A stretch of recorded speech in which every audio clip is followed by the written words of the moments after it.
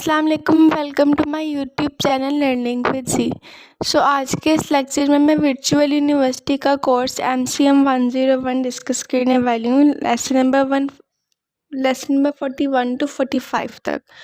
45 chapter include नहीं करूँगी क्योंकि उसमें सारा रीकैप है जो हम पढ़ चुके हुए हैं मिड्स के बाद तक का syllabus. So let's begin.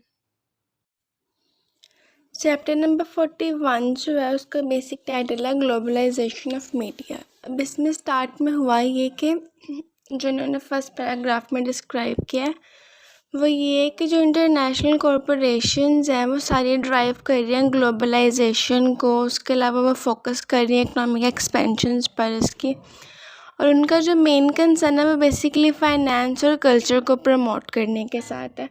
Next है इसका मीडिया एंड कंज्यूमरिज्म। सो इसकी अगर बात करें तो जो मीडिया का काफ़ी क्रूशियल रोल मीडिया ने प्ले किया ग्लोबलाइज करने में प्रोडक्शन स्ट्रेटजीज़ को। उसके अलावा जो इंडस्ट्रीज़ हैं वो प्रमोट कर रही हैं कंज्यूमरिज्म को और इंडिविजुअल्स के लाइफस्टाइल को। और मीडिया ट्रांसफॉर्मेशन की बात करें तो मीडिया जो है वो ट्रांसफ़र हो रहा है सोशल, कल्चरल, पॉलिटिकल स्ट्रक्चर्स के बारे में डिस्कस कर रहा है। उसके अलावा जो इसका इम्पैक्ट है वो काफ़ी ज़्यादा हैवी हो रहा है आइडेंटिटी पर, डाइवर्सिटी पर, पब्लिक डिस्कोर्स पर। अब नेक्स्टली बात कर लें तो dominance of DNNC and government की। जो DNNC है वो पावरफुल इंटरनेशनल कंपनीज और जो मेजर कंट्रीज़ हैं वो काफ़ी ज़्यादा डोमिनेट कर रही हैं मीडिया सिस्टम को। उसके अलावा जो इसके इकनॉमिक इंटरेस्ट हैं वो अलाइन कर रहे हैं पॉलिटिकल स्ट्रक्चर्स के साथ, और वो इन्फ्लुएंस कर रहे हैं इंफॉर्मेशंस को और टेक्नोलॉजी वगैरह को। उसके बाद मीडिया सेंट्रलाइजेशन की बात की जाए इसमें तो मीडिया सेंट्रलाइजेशन में बेसिकली हो ये रहा है कि एक ट्रेंड है वो ड्राइव आउट हो गया है 30TNC का, जो कि कंट्रोल कर रहा है मीडिया को। उसके अलावा जो इकोनॉमिक इंटरेस्ट है उसको सपोर्ट कर रहा है पॉलिटिकल कंट्रोल, मतलब कि पॉलिटिकल कंट्रोल को इतना वो सपोर्ट नहीं कर रहा जितना वो इन्फॉर्मेशन है ओरिएंटेशन को सपोर्ट कर रहा है। ओरिएंटेशन और इन्फॉर्मेशन वगैरह ज़्यादा सपोर्टिव हैं, और जो पॉलिटिक्स है उसका जो कंट्रोल है वो कम हो चुका हुआ है। फर्दर बात करें अगर कमर्शलाइजेशन इम्पैक्ट्स की, जो कमर्शलाइजेशन है उसने मीडिया का फोकस जो है वो शिफ्ट कर दिया एंटरटेनमेंट पे, और जो कंटेंट है लाइट कंटेंट है उस तरह के कंटेंट्स के ऊपर। उसके अलावा जो इसकी क्वालिटी और जो इसका पब्लिक ओपिनियन है वो सफ़र कर रहा है प्रमोटिंग कल्चर से। बेसिकली जो कंज्यूमर कल्चर है वो काफ़ी ज़्यादा इन्फ्लुएंस कर रहा है, इस वजह से जो क्वालिटी और पब्लिक ओपिनियन है वो सफ़र कर रहा है। और जो लेस डेवलपमेंट हो रही है मतलब पॉलिटिकल सिस्टम की है, जो कंट्रीज़ हैं उनमें लेस डेवलपमेंट हो रही है वेल्थ की। उसके बाद IMF रोल की बात की जाए तो IMF जो है वो सपोर्ट कर रहा है मीडिया के पेंटरेशंस को, जिसमें वो इकोनॉमिक जायंट्स को अंडर डेवलप्ड नेशंस बना रहा है। उसके अलावा न्यू लिबरल रूल्स के बारे में बात की गई है, प्राइवेट इन्वेस्टमेंट्स हो रही हैं और रिड्यूस सोशल एप्रोप्रिएशंस हैं जो कि कंट्रीब्यूट कर रही है इनइक्वालिटी को। उसके बाद बात करें मीडिया स्टैंडर्डाइजेशन की, तो जो मीडिया है वो स्टैंडर्डाइज कर रहा है थ्रेटन्स को, मतलब बहुत सारे ख़तरे आ रहे हैं मीडिया के स्टैंडर्डाइजेशन में, जैसे कि नेशनल कल्चर्स और पब्लिक जर्नलिज्म को काफ़ी ज़्यादा थ्रेट कर रहा है मीडिया का जो स्टैंडर्ड है। जर्नलिस्ट जो है उन्हें फेस करना पड़ रहा है डिलेमा ट्रूथफुलनेस और मीडिया जायंट्स इंटरेस्ट के बीच में। उसके अलावा जो है रोल ऑफ़ अल्टरनेटिव मीडिया की बात करें लास्ट पे, तो रोल ऑफ़ अल्टरनेटिव मीडिया में ये है कि जो नॉन प्रॉफिट अल्टरनेटिव मीडिया है उसे काउंटर कर रहा है dominance of global giants. Decentralisation हो रही है लोकल और हायर लेवल जो है अल्टरनेटिव मीडिया मार्केट्स की वजह से। और जो है इन पॉइंट्स में सबसे ज़्यादा मेन ये आइडिया डिस्कस किया गया है कि जो मीडिया है वो किस तरीके से अपने इम्पैक्ट्स दे रहा है, और उसके अलावा जो मीडिया का रोल है वो इंडस्ट्री में या ओवरऑल वो मतलब ग्लोबली और कल्चर में किस तरीके से कैसे कल्चर्स को इन्फ्लुएंस कर रहा है, और किस तरीके से उसकी कमर्शलाइजेशन पर इम्पैक्ट पड़ रहे हैं। IMF के रोल्स क्या हैं, मीडिया की स्टैंडर्डाइजेशन किस चीज़ के लिए ख़तरा बन रही है। चैप्टर नंबर 42 की बात करें तो इसमें बेसिकली टाइटल है मीडिया इमर्जेंस। अब इसका जो इंट्रोडक्शन है वो इस तरीके से कि मीडिया जो है वो कन्वर्ज कैसे हुआ था।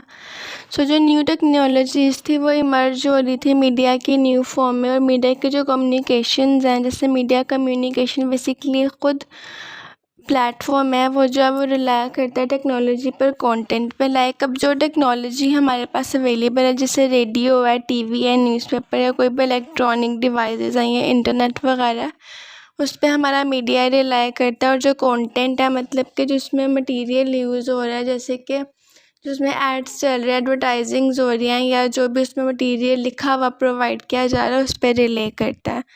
सेकंड पॉइंट है इसका प्रिंट टू इलेक्ट्रॉनिक एमिग्रेशन। अब इसकी बात करें तो रेडियो जब इंट्रोड्यूस हुआ था तो उसमें इलेक्ट्रोमैग्नेटिक वेव्स की टेक्नोलॉजी भी इंट्रोड्यूस करवाई गई थी, जिसमें प्रिंट्स और इलेक्ट्रॉनिक कंटेंट वगैरह के बारे में भी काफ़ी ज़्यादा इन्फ्लुएंस थी। लाइक इलेक्ट्रॉनिक कंटेंट इस लिहाज से कह लेंगे, उसमें जो वॉइस थी माइक्रोमैग्नेटिक वेव की वजह से जो आवाज़ें आप सुन सकते थे या म्यूज़िक्स वगैरह, वो सब कुछ।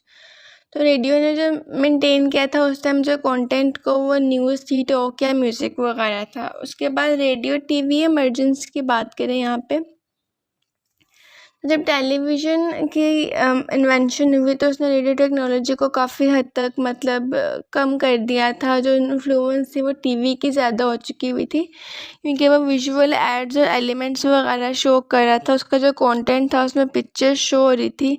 सो जो टीवी है उसने बेसिकली जो था फॉर्मल रेडियो की डायमेंशंस थी उसे काफ़ी हद तक ख़त्म कर दिया था। मतलब म्यूज़िक और न्यूज़ वगैरह बहुत कम हो चुकी हुई थी। फर्दर जो है टीवी एंड कंप्यूटर कन्वर्जेंस में डिस्कस ये हुआ कि जो डिजिटल टेक्नोलॉजी थी उसने एनालॉग्स और डिजिटल मीडिया को मर्ज कर दिया था। उसके अलावा जो आईपीटी थी, इंटरनेट प्रोटोकॉल टीवी, वो कंबाइन करने लग गई थी साउंड्स को और इमेजेस को, जिससे जो है वो प्रिजर्व कर रही थी कंटेंट के फॉर्मेट्स को। और इसमें एक और चीज़ डिस्कस की गई है, वो ये है कि मीडिया कन्वर्जेंस इम्प्लीकेशंस आई थी। मतलब फ्यूचर में टीवी को और कंप्यूटर को जो था वो कंबाइन करने के बारे में सोचा जा रहा था कि उनके फंक्शंस को कंबाइन किया जाए। और उसके बारे में काफ़ी डिबेट शुरू हो चुके थे कि जो टीवी और कंप्यूटर है वो एक दूसरे से सिमिलर है या काफ़ी डिफरेंस है। इसलिए हुआ क्या कि जो इकोनॉमिक रीजन से कन्वर्जेंस के, वो फर्स्ट ऑफ ऑल तो ये था कि जो इकोनॉमिक स्ट्रैटेजीज़ थी वो मीडिया कन्वर्जेंस की वजह से हो रही थी। लाइक जो कंपनीज थी वो अपने आप को ज़्यादा मतलब इन्फ्लुएंस करने के लिए या अपने जो काम था उसको मतलब ज़्यादा अच्छे से करने के लिए मीडिया कन्वर्जेंस का यूज़ कर रही थी। इसके अलावा इसमें कॉर्पोरेट कंसंट्रेशन थी, डिजिटाइजेशंस था और डीरेगुलेशन जो थे वो रोल प्ले कर रहे थे स्ट्रैटेजी में। और फर्दर क्या हुआ, इसमें जो थे डिजिटल सिनेमाज वगैरह की प्रोडक्शन स्टार्ट हुई, वो एक्सप्लोर कर रहे थे न्यू एस्थेटिक एमर्जिंग्स को। उसके अलावा जो था डिजिटल मीडिया के पोटेंशियल्स, मतलब न्यू प्लेटफॉर्म्स आना शुरू हो गए थे। डिजिटल सिनेमाज इन सेंस के पहले जो था वो प्रोजेक्टर्स वगैरह यूज़ हो रहे थे, बट उसके बाद मतलब के डिस्कवरीज होती रही और ज़्यादा जो था न्यू सिनेमाज, डिजिटल सिनेमाज के तौर पे जो थे न्यू इंट्रोड्यूस होते रहे सिनेमाज। उसके अलावा जो उनके टॉपिक्स की रेंज थी डिजिटल सिनेमाज के, वो फिल्म प्रोडक्शंस के अलावा वेब बेस भी हो गई थी। मतलब वेब बेस्ड फिल्म्स भी स्टार्ट हो चुकी हुई थी। फर्दर इन्होंने इसमें डिजिटल टेलीविजन्स की दो टाइप्स बताई हैं। एक SD TV है, स्टैंडर्ड डिजिटल टेलीविज़न, और जो दूसरा है वो HD TV है। इसकी जो एब्रीवेशन है वो हाई डेफिनेशन टेलीविज़न। अब नेक्स्ट चैप्टर है चैप्टर नंबर 43। इसका बेसिक टाइटल था mess media in present day, मतलब कि जो प्रेजेंट डेट में मीडिया है वो किस तरीके से है। अब इसमें बेसिकली कुछ चीज़ें डिस्कस की गई, जैसे बुक्स हैं, न्यूज़पेपर के बारे में बताया गया, मैगज़ीन, रेडियो, टेलीविज़न के बारे में डिस्कस किया गया। तो जो बुक्स हैं उसके बारे में बेसिकली है कि जो उसका जो जॉनर है, जो उसकी टाइप है, वो फिक्शन में आ चुकी है, साइंस है, पोइट्री है, टेक्स्ट बुक्स हैं, ई बुक्स भी जो थी वो पॉपुलैरिटी गेन कर रही थी। फर्दर जो है अगर न्यूज़पेपर्स वगैरह की बात कर लें तो जो न्यूज़पेपर थे वो भी काफ़ी न्यूज़ और इन्फॉर्मेशन प्रोवाइड कर रहे थे। डिजिटल अल्टरनेटिव होने के बावजूद भी न्यूज़पेपर काफ़ी ज़्यादा इन्फ्लुएंस कर रहे थे। मैगज़ीन्स थी जिसमें उनके लाइफस्टाइल्स, बिजनेस, एंटरटेनमेंट वगैरह के बारे में लिखा जा रहा था। फर्दर बात करें तो रेडियो की थी कि रेडियो में जो था डाइवर्स कंटेंट आ चुका था। उसमें न्यूज़ थी, इंटरटेनमेंट था, वेदर के बारे में डिस्कशंस हो रही थी, टॉक शोज़ वगैरह थे। टीवी की बात कर लें तो इसमें भी मतलब फ्लैट स्क्रीन्स आ चुकी हुई थी और डिजिटल टेक्नोलॉजी बढ़ चुकी हुई थी। आईपीटी का इन्वेंशन हो चुका था और उसके अलावा जो था वो डिफरेंट चैनल और कंटेंट वगैरह प्रोवाइड किया जाता है। ओवरऑल जो इसका इम्पैक्ट है मैस मीडिया का वो ये है कि मीडिया में डाइवर्सिटी आ चुकी थी, मतलब कि हर एक जो ऑर्गन था मीडिया का, जो ऑडियंस थी, वो हर कोई अपना अपना रोल प्ले कर रहा था। जो मीडिया था वो मिक्स हो चुका था, मतलब वो कॉमन पीपल के एक्सपीरियंस का भी ब्लेंड बन चुका हुआ था। उसके अलावा इसका सोसाइटी पे भी काफ़ी इन्फ्लुएंस था, लाइक पॉलिटिक्स में, डेमोक्रेसी में, या ह्यूमन राइट्स पे, इकोनॉमिक्स, कल्चर, ग्लोबलाइजेशन पर, कॉन्फ्लिक्ट रेजोल्यूशंस पर, और ट्रेंड्स न्यू आ चुके थे, मतलब ई बुक्स थी, ऑनलाइन मैगजीन्स थी, इंटरैक्टिव रेडियोज़ बन चुके थे, मतलब जो मोबाइल फ़ोन्स में रेडियोज़ यूज़ होते हैं, एफएम जिसे हम कह सकते हैं। उसके अलावा मैगजीन्स ही, डिजिटल टीवी था, और वजूद भी इतनी बढ़ चुकी है, फिर भी उसके बढ़ने के बावजूद जो ट्रेडिशनल मीडिया है लाइक बुक्स और न्यूज़पेपर है वो रिमेन जो है वो चार्मिंग और इम्पोर्टेंट है, मतलब कि स्टिल बुक्स वगैरह पढ़ी जाती हैं इस मीडिया के होने के बावजूद भी। चैप्टर नंबर 44 का बेसिक टाइटल है क्रिटिसिज्म ऑन मीडिया। बेसिकली इसमें डिस्कस ये किया है कि मैस मीडिया के आने से क्या क्या मसले आए और उसको क्रिटिसाइज़ किया गया। सो फर्स्टली इसमें डिस्कस किया गया कंसीलमेंट ऑफ ट्रूथ, मतलब कि जो मीडिया था वह एक यूज़ करने लग गया था, लाइक वो हाफ ट्रूथ प्रेजेंट करने लग गया था, आधा सच, इसकी वजह से काफ़ी प्रॉब्लम्स आई। उसके बाद अगर हम बात करें एग्जेजरेशन की, तो मीडिया ने स्टार्ट कर दिया था, मतलब मैग्नीफाई करना या एक्सप्लोर करना ऐसे सेंसिटिव इश्यूज़ को जो कि काफ़ी ज़्यादा मसला बन रहे थे गवर्नमेंट के लिए। और स्टिल ऐसे हो रहा है कि मीडिया बाज़-औक़ात कुछ इस तरीके के इश्यूज उठा देता है जो कि काफ़ी ज़्यादा इशू बन जाते हैं हमारी गवर्नमेंट के लिए। एक ये पॉइंट। उसके बाद सेकेंडली इसमें डिस्कस ये हो रहा था कि कल्चर फैमिली के बारे में, मतलब जो मीडिया का इम्पैक्ट था वो काफ़ी ज़्यादा चैलेंजिंग था कल्चर नॉर्म्स के लिए, फैमिली वैल्यूज़ के लिए, और उसके अलावा जो थे उनका ट्रेडिशन के लिए। सेंसलाइजेशन की बात करें तो जो मीडिया था उसने क्रिटिसाइज़ करना शुरू कर दिया था रूटीन मैटर्स को। उसके अलावा स्टोरीज़ बनाना शुरू कर दी थी माइनर इंसिडेंट्स के बारे में। कल्चरल फैमिली के बारे में मैं ऑलरेडी बता चुकी हूँ कि उसने किस हद तक डैमेज कर दिया मीडिया ने।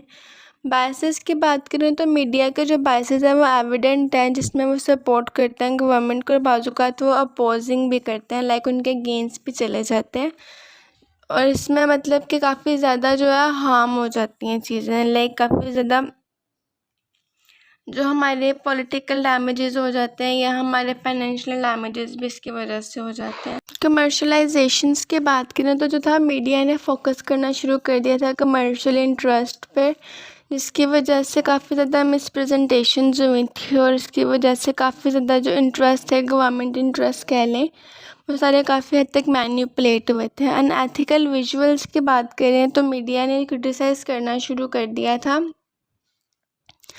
डिस्प्लेस को, लाइक इमेजेस वगैरह को कंसीडर करना शुरू कर देता है कि एथिकल बाउंड्रीज़ में हैं या ये नहीं है, लाइक इस वजह से भी काफ़ी ज़्यादा मसला आ रहा था। मतलब कुछ इस किस्म की वीडियोस वगैरह या कुछ इस किस्म के कंटेंट वगैरह शो होने लग गए थे जो कि अनएथिकल थे। इन्वेजन ऑफ प्राइवेसी का नेक्स्ट पॉइंट है, तो इसमें बेसिकली डिस्कस ये किया गया है कि जो मीडिया था उसने सेलिब्रिटीज़ की प्राइवेट लाइफ को डैमेज करना शुरू कर दिया था, उनकी रेपुटेशन और उनकी लाइफ, मतलब कि एक कॉमन मैन की लाइफ तो इतनी डिस्टर्ब नहीं हो सकती मीडिया से जितनी कि एक सेलिब्रिटी की डिस्टर्ब हो सकती है। मतलब उनकी रेपुटेशन पे काफ़ी हद तक मीडिया जो था वो असरअंदाज हो रहा था। Last but not least, blackmailing government का जो टॉपिक है उसमें बेसिकली हुआ ये कि जो मीडिया था मतलब गवर्नमेंट को भी मतलब ब्लैकमेल करना शुरू कर दिया गया था मीडिया की वजह से। मतलब पॉलिटिकल गेन के लिए काफ़ी हद तक मीडिया ने इस चीज़ का भी यूज़ किया कि वो गवर्नमेंट को भी ब्लैकमेल करना स्टार्ट हो गया था।